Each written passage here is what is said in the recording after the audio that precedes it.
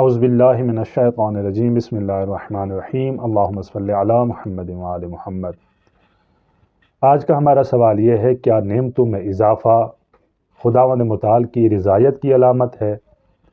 یعنی آپ دیکھتے ہیں کہ ایک شخص نافرمان خدا ہے، کوئی نیک شخص نہیں ہے، کوئی اچھا مال اس کے نہیں ہے، لیکن اس کے پاس نعمتیں بہت ہیں، گاڑی بھی ہے، اچھا گھر بھی ہے، بینک بیلنس بھی ہے، نوکری بھی اچھی ہے۔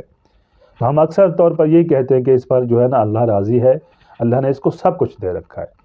تو یہاں پر مولا کائنات حضرت علی بن ابی طالب علیہ السلام ارشاد فرماتے ہیں، اے اولاد آدم، جب خداوند متعال تم پر پے در پے نعمتیں بھیج رہا ہو، تمہیں نعمتیں عطا کر رہا ہو، اور تو خداوند متعال کی نافرمانی کر رہا ہے، تو نافرمانی کر رہا ہے، لیکن اس کے باوجود خدا تجھ پر اپنی نعمتیں بھیج رہا ہے، تو اس گمان میں مت رہنا کہ خدا تم پر راضی ہے، بلکہ خدا سے ڈرتے رہنا کہ کہیں ایسا وقت نہ آئے کہ تو خدا کی گرفت میں آ جائے اور خدا کا عذاب تجھ پر آ جائے۔